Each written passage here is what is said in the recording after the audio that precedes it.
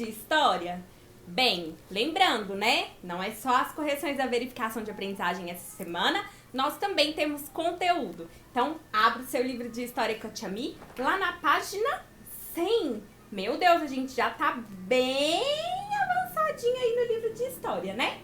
Continuando com o tema da unidade 6, que é sobre o vaqueiro, né? E a criação de gado.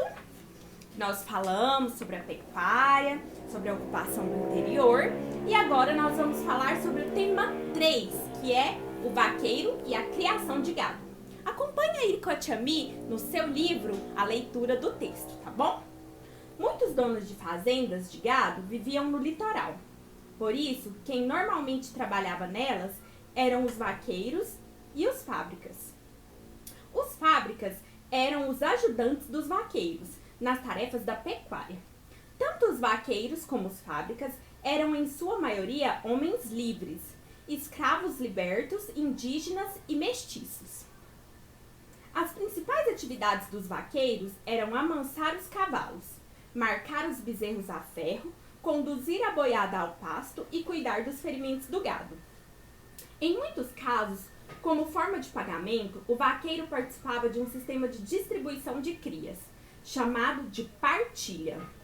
Depois de 5 anos de trabalho, o vaqueiro recebia uma de cada 4 bezerros nascidos por ano. No entanto, o vaqueiro ia recebendo adiantamentos e ao final dos 5 anos, muitas vezes estava devendo o fazendeiro. Em pouquíssimos casos, o vaqueiro recebia os bezerros a que tinha direito e começava sua própria criação de gado.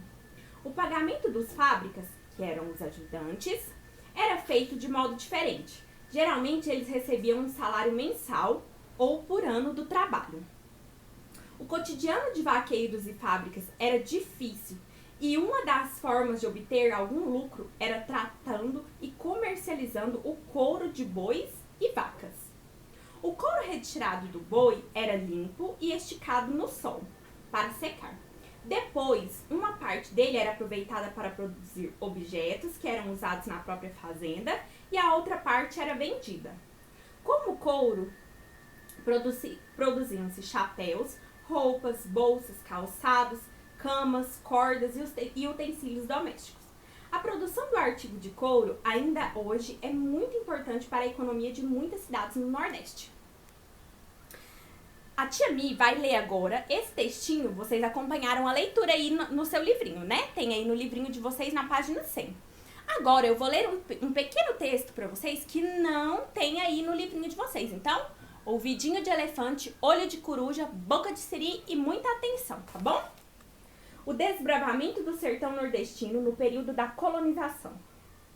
No caso do sertão nordestino, as áreas mais férteis eram ocupadas por diversas tribos que foram massacradas, escravizadas ou assimiladas aos povoamentos coloniais nascentes. Os índios tiveram de adentrar cada vez mais no sertão, sendo forçados a ficar com as terras menos férteis e mais vulneráveis à seca quase que permanente. À medida que os poceiros foram tomando as terras e implantando o cultivo do gado, ampliaram-se as tensões com os povos nativos. Tensões essas que culminaram a Guerra dos Bárbaros, que durou de 1688 a 1713, eliminando vários povos. O confronto tomou tal tamanho que atrairia a atenção dos bandeirantes, os quais foram de significativa influência na derrota das tribos e na escravização dos índios remanescentes. Tia Mi, como assim? Meu Deus! O pessoal que criava gado fazia uma troca aí com os índios que não era muito vantajosa. Os índios e os povos que já estavam naquele lugar eram obrigados a ir para outros lugares onde só tinha seca quase que o ano inteiro. E uma terra que é seca não produz muita coisa, né? Então, era uma coisa bem desvantajosa aí para os índios, para os nativos que já estavam nessa terra. Sobre o texto que nós lemos, que tem na página 100, sobre os vaqueiros e os fábricas, Tia Mi, mas não tá errado não esse negócio de os fábricas? Não teria que ser as fábricas? Depende. Nesse caso, não está se tratando de uma fábrica-indústria, está se tratando de um nome dado aos ajudantes de vaqueiros. Esse era o nome que usavam para os ajudantes dos vaqueiros aí, né? que fazia todo esse trabalho aí de curar as feridas do gado, de olhar o gado, de conduzir o gado de um lugar para o outro, de tratar o couro, né, para produzir várias coisas. E até hoje lá no Nordeste ainda tem muita coisa que é produzida com o couro dos gados aí. Aqui também nesse texto nós falamos sobre as atividades do vaqueiro, né, que era avançar os cavalos, marcar os bezerros no ferro, conduzir a boiada e tudo. E nós falamos sobre a forma de pagamento do serviço, tanto dos vaqueiros quanto dos seus ajudantes, os fábricas. Os vaqueiros pegavam uma de cada 4 bezerras que nascia. Então era muita? Não, dava pouco gado aí para os vaqueiros. Então eles demoravam muito para ter uma própria boiada para eles poderem sair, né? E na maioria dos casos, quando eles iam vendo, eles já estavam devendo o fazendeiro para quem eles trabalhavam. E os fábricas, eles tinham um salário. Alguns era mensal, que pagava por mês, e outros eram anuais, que pagava o ano todo deles já. Mas será que esses pagamentos eram bons? Acredita, tia Mi, que não. O que a tia Mi quer que vocês façam? Responda as perguntas da página 101. São apenas 3 perguntas. A número 1 é a seguinte: quais eram as principais atividades realizadas pelos vaqueiros? Quem prestou atenção no vídeo já sabe responder. 2. Como o trabalho realizado pelo vaqueiro era pago? Dei resposta. 3. Leia o texto e responda a questão a seguir. O trabalho cotidiano do vaqueiro. O vaqueiro é a figura central de uma fazenda. Seu trabalho é árduo e contínuo. Passa grande parte do tempo montando o cavalo e percorrendo a fazenda. O maior problema enfrentado pelo vaqueiro é o da água.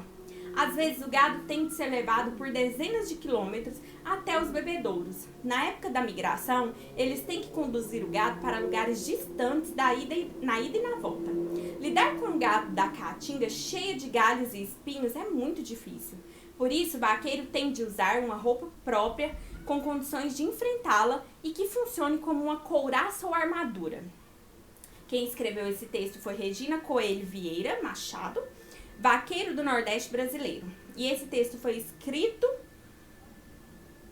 pela Fundação Joaquim Nabuco e foi acessado em 2017. Nem tem tanto tempo assim, né? Quem já viu roupa de vaqueiro? Tia Mi já viu, inclusive quando tem as Olimpíadas, né, tem as fantasias, e o ano passado teve uma aluna que foi de vaqueira, e ela tinha até a esporinha assim, ó, e era muito bonitinha, eu gosto muito. A pergunta que é para se responder: porque o maior problema enfrentado pelo vaqueiro é o da água? Acabei de falar aqui nesse texto, né? Então a tarefa tá, ó, baba de fácil. Façam com atenção, respostas completinhas, tá bom? Letra maiúscula, ponto final, letra legível, e nunca se esqueça de fazer a correção por PDF, que a tia Mi vai postar aqui na plataforma, só que amanhã, pra você conferir a sua respostinha, tá bom? Se tiver certinha, coloca o certinho e dá o visto. Se não, apaga aí com a sua borrachona e coloque a resposta certa. Beleza? Posso contar com vocês? Então, até a nossa próxima aulinha que vem aí, tá bom? Um beijo!